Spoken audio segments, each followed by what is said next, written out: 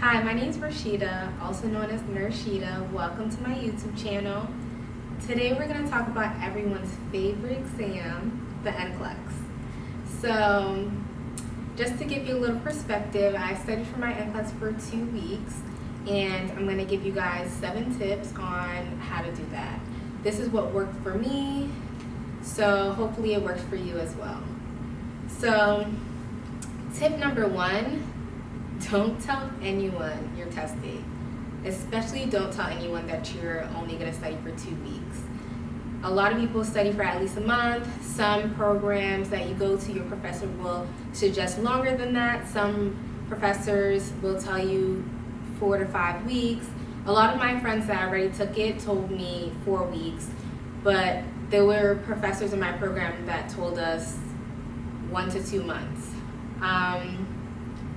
I took a position and they were really flexible about my NCLEX date, but I just wanted to get it over with, and I got a little obsessed with it too, with studying all the time. So I just wanted to just get it over with and not think about it anymore.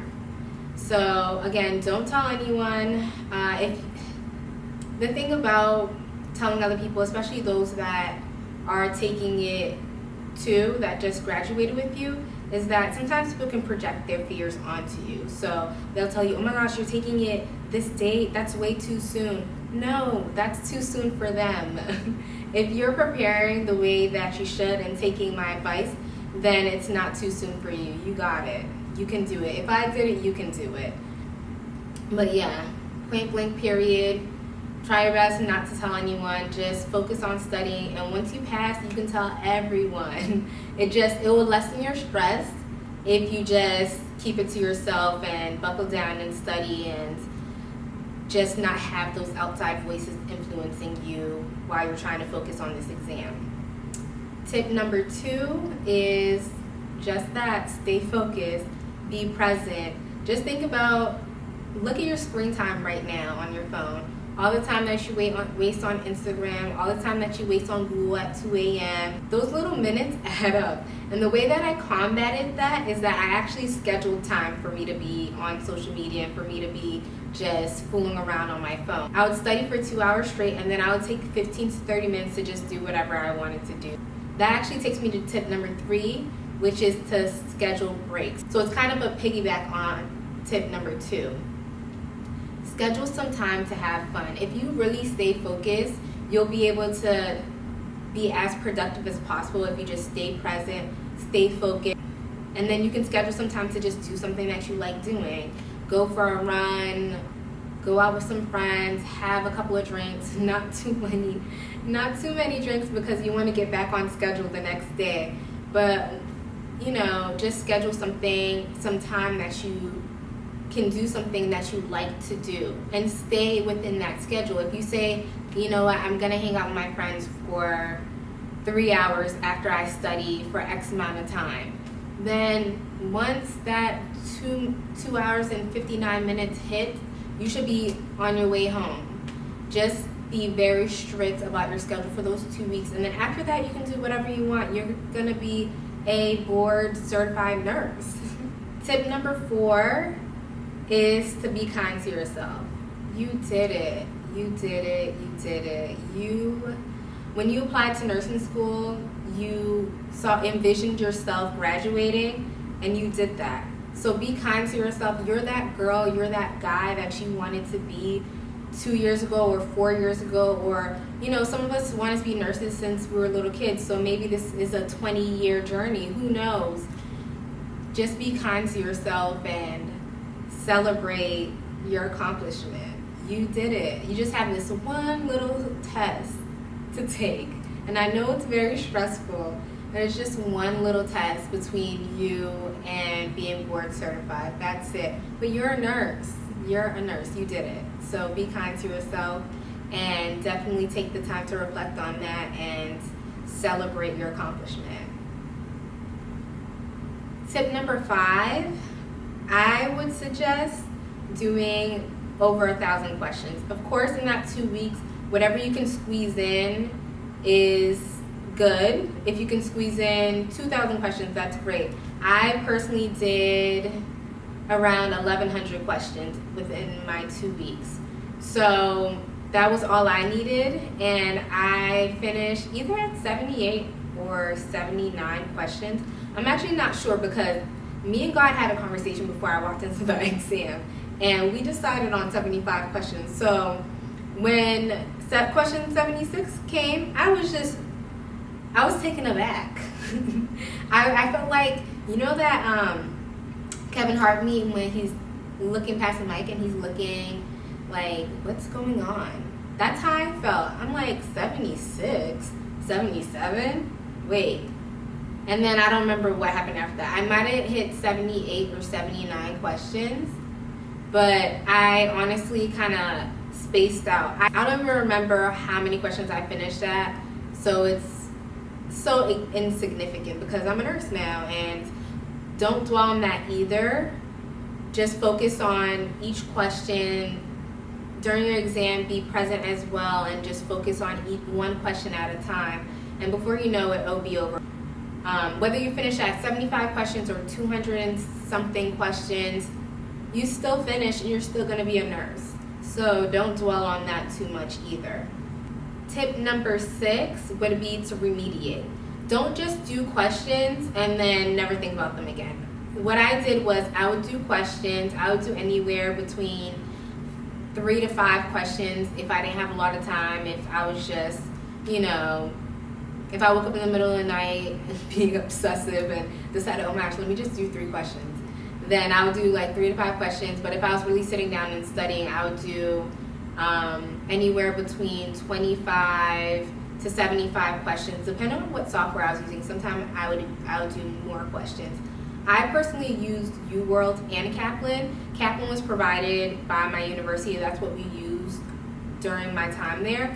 And then UWorld was just highly recommended. So I used UWorld as well. And the UWorld subscription that I had, you can only do 75 questions max. I'm not sure what the other options are at this time. But Kaplan, there were exams that had more questions. So I did one exam that had 185 questions just to prepare myself in case I had to sit there for a long time. It's a good idea, I think, to sit down and do the max number of questions. I believe the max number now is 250 or 265, if I'm not mistaken. Who knows? They're changing things all the time. I would highly suggest having a software like Kaplan that has more options for questions, just so you can do 265 questions if possible. I don't think I did that. I think the max I did was the 180. Thankfully, I didn't have to sit there for that long, but it definitely trains you to be able to sit there just in case. In terms of the 2 softwares, I did like UWorld because there was a lot of explanation after you answer the questions. Kaplan, it would be like a 1-sentence explanation, but because I was using both, it worked out really well for me. With remediation, I also took a lot of notes, and then about 2 days prior to my exam, I went over all my notes. I didn't do many questions 2 days prior to my exam. I mostly went over my notes and I looked up random things that I felt like might be on the exam, like ABGs and electrolytes, what's hyperkalemia, what's hypocalcemia, what are the symptoms for that, what do you do about them. Cardiac rhythms were another thing that I really tried to get really good at, because it just felt like something that would be on a board exam for you to know what is a normal cardiac strip, what does sinus tach look like, what does V-tach look like, what do you do about them. That just seemed like something that I should know. So during those last 2 days, I focused a lot on that. Although I did get questions similar to those in my UWorld and my Kaplan, I just wanted to make sure that I was really good at those things. So those were the only 3 subjects that I looked up outside of my question remediation. I would highly suggest that you remediate, because I think that some people that I've spoken to that didn't pass the first time, the feedback that they gave me was that they were just pushing through questions, and then they felt like they didn't have enough time to go over them. Do your questions, start your day with remediation, or start your day with questions, and then move into the second half. Whatever works best for you. Some days I would start by doing 25 questions, then I would remediate from my questions from the day before, or I would start with remediation and then I'll go straight into doing questions. It really just was based on how I felt, but I made sure that I did both every day. And tip 7, the most important one, the one that I found most important, ask for advice. Talk to other people who took the exam, whether they took it a year ago, 100 years ago, or whatever. You're being very proactive by even watching this video and seeing what worked for me. Try different things, see what works for you, and then share that with someone else. After you pass your exam, which I know you will, share your tips with other people. I think sometimes in the nursing community, there's a sense of competition, but don't fall into that. Help each other. We really need to build a tight sense of community because we have a nurse shortage and it's projected to get even crazier. I believe the number right now is that in the United States we're going to be short 10 million nurses by 2025 or 2028. Whatever it is, it's not that far down. So we really need to help each other and reach back and help others who are struggling with things that we struggled with. So share some tips in the comments below, and ask for advice in the comments below and see what you can learn. There's always something to learn. There's always someone you can help out, so do that. That's my biggest tip, and that's not just with NCLEX, that's with any exam, anything in nursing school, anything in life and in nursing. I ask questions all the time and I help my peers all the time. Just help each other and be nice. Be kind to yourself, be kind to each other.